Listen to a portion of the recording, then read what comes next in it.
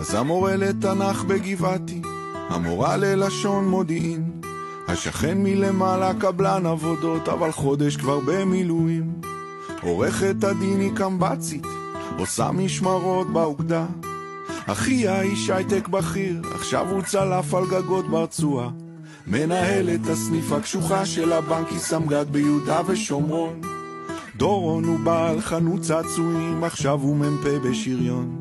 והמדי שלנו כפרה, שלרוב מזמר בקיסריה, הוא לוחם הנדסה, מתאושש בגבורה, אחרי שנפצע בלב עזה.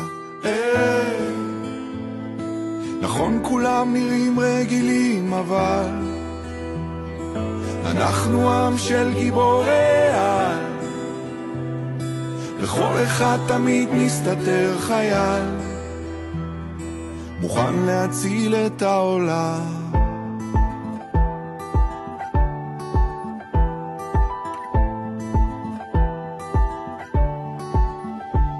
יש תנהג אוטובוס של דן, זה שתמיד עומד בזמן, הוא עכשיו מפקד סוללת תותחנים בדרום ליד נרעם.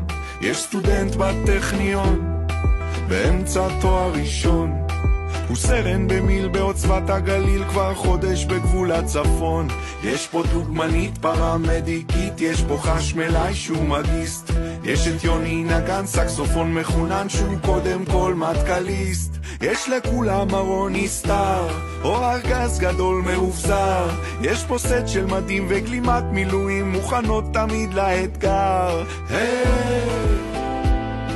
נכון כולם נראים רגילים, אבל אנחנו עם של גיבורי על, בכל אחד תמיד מסתתר חייל, מוכן להציל את העולם.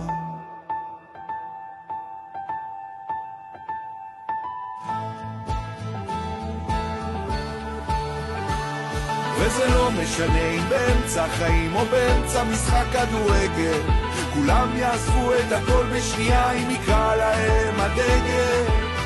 פה זה לא יקום מקביל, לא מציאות של מרוול, זה הסיפור שלנו, עם ישראל, זה הסיפור שלנו.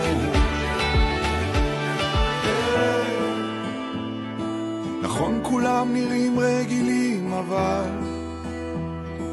אנחנו עם של גיבורי על, לכל אחד תמיד מסתתר חייל, מוכן להציל את העולם.